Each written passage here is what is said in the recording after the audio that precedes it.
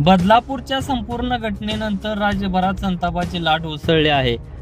आरोपीला कठोरात कठोर शिक्षा व्हावी यासाठी अख्ख बदलापूर रस्त्यावर उतरलं होतं. अक्षय शिंदे याला 26 ऑगस्टपर्यंत पोलीस कोठडी ठोठावण्याचे निर्देश न्यायालयाने दिले आहेत.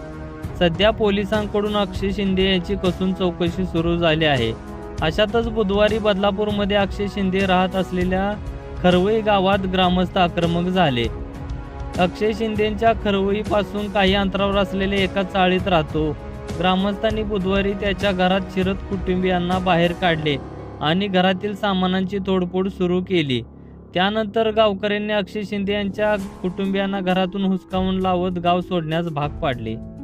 खरवईच्या ग्रामस्थांनी अक्षय शिंदे यांच्या घरावर हल्ला चढवत तेव्हा त्याच्या घरात लहान मुलांची खेळणी सापडली. ही खेळणी नेमकी कुठून आली असा प्रश्न आता उपस्थित झालेला आहे. याबाबत SIT पथकाकडून तपास केला जाण्याची शक्यता आहे. अक्षय शिंदे यांचे कुटुंब मूळचे कर्नाटकातील गुलबर्गा या गावातील आहे. अक्षयचा जन्म खरवई गावात झाला होता. तो त्या ठिकाणी असणाऱ्या एका चाळीत आपल्या कुटुंबियांसोबत राहत होता. त्याच्या कुटुंबात आई वडील आणि एक भाऊ असे 3 जण आहेत. अक्षयच्या कृत्यामुळे राज्यभरात संतप्त प्रतिक्रिया उमटत आहेत.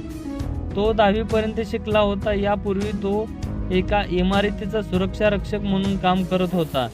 त्यानंतर 1 ऑगस्टपासून तो बदलापूरच्या शाळेत सफाई कर्मचारी म्हणून कामाला लागला होता.